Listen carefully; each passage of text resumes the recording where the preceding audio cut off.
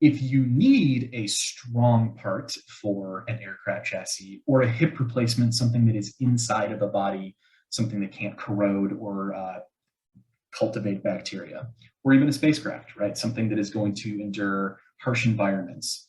You're going to need something that's a little bit more robust than binder jetting.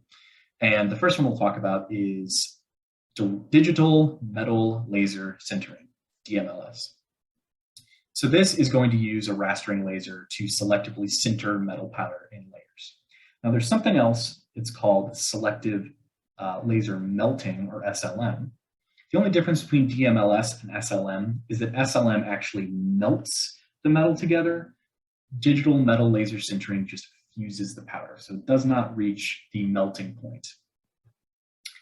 The selective laser melting, is used for pure metals. So if you just want to fuse together a whole bunch of gold, or if you want to fuse together a whole bunch of just elemental titanium or something like that, there's use cases for that.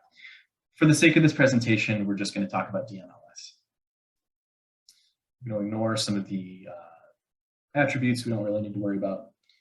So this technology is going to have some applications that you could just not do with other technologies. Specifically in the aerospace industry, I talked about how there were instances where the powder bed fusion, because of the materials properties and mechanical properties, you wouldn't necessarily want to have like a load-bearing member or a flexural member made out of something with binder jetting. You absolutely could with DMLS.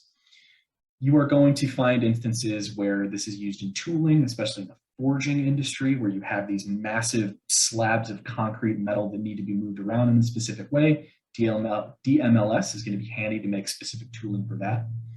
Touching on the SLM a little bit, I said you can fuse elemental metal.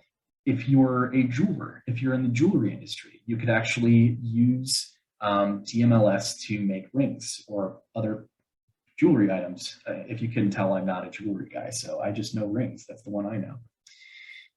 The other thing you can do with metal is electron beam melting. Electron beam melting does actually melt the metal or the alloy. Get through this. There are pros and cons between the two. Suffice it to say that most companies, I think almost all, that create units for sale are doing DMLS. Most companies then, by transitive property, are offering DMLS services. So much so, in fact, that I couldn't even find an in situ video of electron beam melting. Suffice to say, know that these two exist. These are how you can fuse metal to make 3D parts. Let's talk a little bit about the industries. Same rules apply from before. If you want to get involved in actually R&D, creating these machines, similar, you're going to want to be looking at maybe having a higher education degree, maybe some experience with vacuum systems for EBM, some experience with laser systems for DMLS, and you're probably going to want to have a pretty solid materials science background, especially when it comes to looking at these systems that they're not quite melting the metal, they're fusing the metal. You have to worry about, will this work on different alloys? You have to actually spec out the density of the powder that can be used. You're worrying about things like, I have a bunch of powder sitting in a vat that is being essentially ablated. You have to worry about the enclosure. You have to worry about human health and safety when you're designing these systems.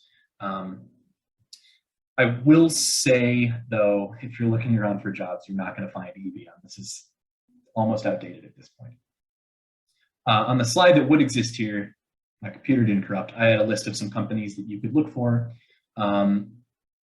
If you just Google DMLS, you're going to get the top 4 or 5 companies are basically going to be the ones who SEO have decided are getting the most traffic.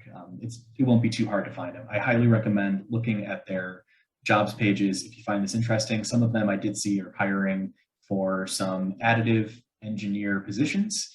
And so those are the kind of positions you're going to find with these two, is additive engineers, chemicals engineers, a lot of even electronics engineers to work on the control boards and the different wiring harnesses with it.